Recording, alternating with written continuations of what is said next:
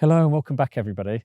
I've been waiting and waiting, keeping an eye on the weather and trying to wait for kind of perfect foggy conditions to get out and do some photos and a video, but it doesn't look like it's going to be happening. And I thought rather than waiting around for these perfect conditions, I better get out, get taking some photos and make a video while we've got these lovely autumn colours. And as you can see, the colours are looking amazing. It's late autumn and we've got all these nice kind of dark browns and kind of golden orange colours, and they're really nice kind of harmonious colour palette we've got. So in this video, what I wanted to do is share some ideas on panoramas and when and why I love to use them in woodland images. Just to be clear, this won't be a technical video, so it's not going to go into technical details of how to carry out your panoramas.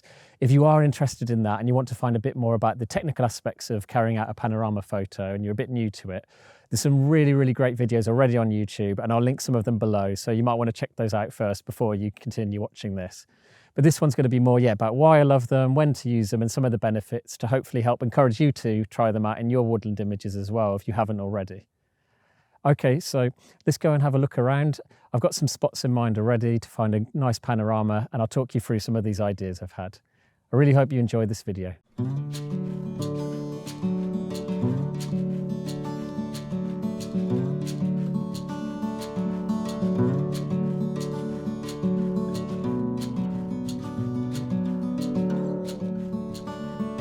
Okay, in order to talk about panoramas and when and why I love to use them in woodland photography and why I think they could be beneficial for you if you haven't tried this out before, I've come to this spot. Now this spot was one I found about a week ago and I already actually took a panorama here and I think it really deserves a panorama. We've got lots of amazing details, lots of interesting trees and character and these amazing autumn colours. It's actually amazing how much the colours have changed in a week. When I went a week ago, it was these kind of light yellows and oranges, and now we've got these really kind of dark orange and brown colours. So it's really great. But anyway, I'm getting distracted. What I wanted to talk about was when and why I'd opt to use a panorama. Now, if you're quite new to landscape photography or woodland photography, you might be thinking, well, why don't I just put a wide angle lens on, just try and get everything in one shot and not worry about all this faff of taking multiple photos, stitching them all together. It seems like a lot of effort. Now, there's nothing wrong with wide angle, and using wide angle can be used for a really great creative effect, especially when you've got really interesting things in your foreground, you want to bring out some textures. But quite often in your woodland images, it can create something that's just a little bit too busy. And the other issue you have is with a wide angle, you have the issue of the kind of exaggerated distance. So on a wide angle lens, the distance between the foreground, the midground and the background can be really exaggerated. And when you've got a very busy scene like we have here with lots going on, that can just create something that's just a bit too chaotic and a bit too busy for the viewer to look at. It's just not very pleasing. And more often than not, you want to kind of compress everything in your woodland images, soften out the background a bit, especially when you haven't got fog like today. And that's why using a slightly tighter focal length can just create something that's a bit more pleasing. The other issue you have with using a wide angle is it creates quite a lot of distortion around the edge of the frame. Now this can again be used for creative effect, it can look really cool, but me personally, I prefer my kind of woodland images to look a bit more natural and like I said, everything just compressed in a bit more. And that's why I'd opt for kind of shooting at a kind of tighter focal length and then stitch those together in a panorama. Now, I wouldn't instantly always go for a panorama if I've got a big wide scene. I might try and get everything in one shot, but at a kind of tighter focal length, and then maybe move further back. Or if I look and it looks pleasing in a slightly wider frame, then I'll go for that because of course that's easier. But quite often when you've got a sweeping scene, and I know there's lots I want to get in, that's when I switch into kind of panorama thinking and I start considering that I want to use that.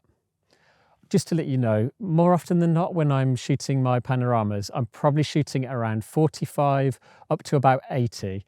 I don't like to go below that because then it gets a little bit too wide, and I don't like to go over 80 too much because then you start getting issues with focusing and the depth of field becomes a little bit too shallow. So around 45 to 80, that's my personal preference. Of course, try it out for yourself and find what works for you. But yeah, that's just a little guide about the focal lengths I tend to shoot my panoramas in the woodlands. Okay, I'll just head up there and what I will do is I'll just quickly go over a few basic tips for shooting your panoramas and how to carry them out. But like I said, there's lots of really good technical guides which I've linked below. All right, I'll join you up there in a second.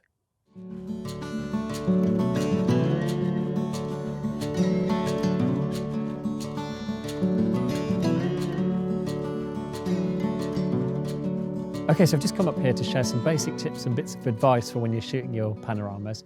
Like I said, this video is not a technical in-depth look at panoramas, and I've linked some below, but these are just a little handful of tips to help you get started out and little things that I didn't know when I first started as well. Now, the first one that I wanted to share with you was one that was a little bit of an aha moment and a bit counterintuitive. And that's when you're shooting your panoramas, more often you're going to actually want to shoot them in vertical or portrait mode. Now, you might be thinking, well, why would I want to shoot something that's a big wide scene from left to right, right to left? Why would I want to put it in vertical? Surely I'm going to get more and it's going to be quicker to do it in landscape mode. Now, you are right, it would be quicker and it would be a bit easier. But actually what happens when you shoot in vertical is you're maximizing what you get from the top and the bottom. So then when you go all the way along, you will need to take a few extra images using this method if you go in portrait, but it kind of means you maximize the real estate, if you like, in your panorama. And it just gives you a lot more options when you get back into post and you maybe want to crop in or stuff like that. But yeah, I just thought I'd share that one with you because it was a little bit counterintuitive and it was a bit of an aha moment for me. The other thing that's really, really important is to try and make sure your tripod and your camera are as level as possible. Now, the reason you want to do this is because when you get back to stitching the images together, if your tripod's been unlevel, you're going to start having quite a lot of distortion and the images won't properly line up. And it will just mean you're going to probably end up cropping in and it might ruin your composition, especially if you've gone a bit too wonky with your tripod or your camera. Now, you can definitely have a little bit of leeway. If you go out a little bit or you're not perfectly level, you can still get a pretty good panorama, but just really, really try and get it as level as possible. If you've got a spirit level built into your tripod, that's great, or a level on your camera, that can also be good. Levels on your camera sometimes can have some issues because they kind of rely on making sure you've attached everything perfectly to your tripod, but I won't get into those details today. But just try and get it as level as possible. That's really, really important if you can. Now, another bit of advice I have is to put everything into manual. Now, you might be used to having all your settings on manual, like your ISO, your aperture, and your shutter speed. But with your focus, especially with newer cameras where the autofocus is so good, it can be easy to think I can just put it in autofocus, click where I want, reposition my camera, click again. You want to put it in manual. You can use your autofocus to select the point initially and help you get into focus to start with, but then you want to make sure you switch it into manual mode. And the reason for that is, if your focal point changes throughout your series of images in your panorama, you're going to start getting some really weird effects when you stitch together because the focal point might be slightly different throughout the images and it just looks a little bit distorted, and even it can be completely blurry in one image and sharp in another in one point. And it just means that the whole panorama is basically ruined. So pick your focal point, put it into manual and keep that for the whole series of images to make sure it's consistent. And that's the same with your settings throughout as well. You just want to keep everything consistent throughout all of the images just to help when you're stitching out and avoid any of these strange artifacts or strange problems with the focal point changing. So another quick tip is also to make sure you leave a little bit of overlap on each of your images in the series for your panorama. And some people say around 20 to 30% overlap from the previous frame, the previous shot in your panorama. And what that does is it just makes sure you're not going to have any problems with the computer stitching it together later, or you have any gaps in your images. If you have a little bit missing, what can happen is you'll have to crop in the image and it can potentially ruin the composition you were going for. And if you have a really big gap, the computer might not even be able to stitch your panorama at all, and then you've lost basically all or most of your scene that you were going for. So that's just a really good one to think about. Always leave a little bit of overlap. And another thing is, I always go a little bit further to the left than I intend for my image and a little bit further to the right, just to make sure I maximize what I'm getting in. And if I do need to crop anything in later, I've not lost anything that was a key element in my frame. So just go a little bit further on the left or the right than you were intending for the composition. Okay, this has just been a little handful of tips. I really hope those are useful just to get you started out in panoramas and little things just to watch out for. What I'll do is I'll just move the camera back over to where we were doing the panorama, and I'll talk you through some of the ways I try and visualize a panorama. Because once you've got your focal length a bit more zoomed in, it can be quite difficult to actually imagine what is my panorama going to look like, because it's going to look quite different than a wide angle photo. So I'll talk you through some of the techniques I use and some of the ways you can help try and visualize how your panorama will look when it's all stitched together when you get back to your editing. All right, I'll join you over there in a second.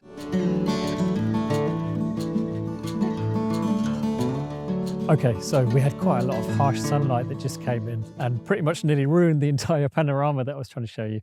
But now some more clouds come in and diffused it all. So the scene's looking pretty good. So while we've got these nice conditions, what I wanted to share with you and talk about was sometimes it can be quite difficult to visualize what your panorama is going to look like, especially when you're shooting at these slightly tighter focal lengths, like 50mm or plus. You're not going to be able to see the whole thing in your viewfinder or in your screen. And in those instances, if you are struggling, what I like to do is I'll use my mobile phone to visualize it. So you can either go onto video mode, or if you have a panorama mode on your phone, this works great too. I'll just show you what I mean. So what I like to do is I'll just sort of zoom my video in until it's kind of a similar looking focal length to what I've got in my camera frame. It doesn't have to be the same. It's just to help you kind of visualize it a bit more. And then I will just really slowly pan around. And I'll just sort of note how all of the elements look in the frame. Just going around, so I know I want to get all these trees in. It doesn't have to look exactly how your frame's going to look, just as close as possible. And I know I want to get this tree in over here. Great, and if you've got a panorama mode on your phone, obviously that will all stitch together and you can kind of have a more visual representation of how the final thing might look on your big stitched together image. You can also do the same with your main camera. So I like to sometimes look through the viewfinder with the focal length and just sort of scan around.